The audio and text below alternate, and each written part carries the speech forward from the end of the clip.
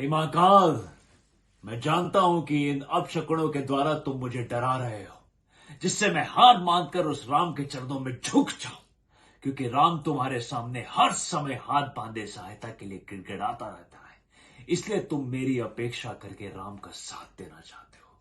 मैं ये भी जानता हूं कि तुम मुझे मेरे अहंकार का दंड देना चाहते हो, पर मैं अपने अहंकार को नहीं छोड़ सकता। मुझे अपनी शक्तियों पर अहंकार करने का पूर्ण अधिकार है। वे शक्तियां मुझे किसी दान में प्राप्त नहीं हुई। मेरी कठोर तपस्या के उपलक्ष्य में कर्म के वेदांत के अनुसार तुम मुझे वे शक्तियां देने पर विवश थे। मैंने अपने बाहुबल से वे शक्तियां प्राप्त की हैं, इसलिए मैंने उन पर अहंकार किया है। और जब मैं कोई अपूर्व शक्ति प्राप्त करता हूं, तो तुम्हारी माया ही उसे शक्ति के मद में पागल कर देती है। शक्ति का मद तो तुम्हारे देवता भी नहीं सहन कर सकते, उन्हें भी अहंकार हो जाता है। वही अवस्था मेरी है, शक्तियां पाकर उनका अहंकार हुआ।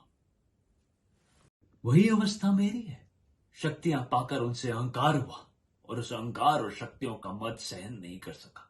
उन शक्तियों के मद में दूसरों पर अत्याचार भी किया। धर्म के विरुद्ध धर्म के मार्ग पर चलता हूं, तो उनका दंड भी भोगना पड़ेगा।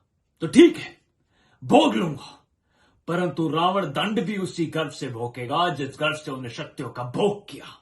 रावण मिट जाएगा, परंतु झुकेगा नहीं। हे त्रिलोकेश्वर, जिस राम का साथ दे रही हो, वही राम भी देख लेगा कि रावण के साथ युद्ध करना कितना दुष्कर कार्य है। यदि जीवित रहा तो वहां जाकर तुम्हारे दर्शन करूं।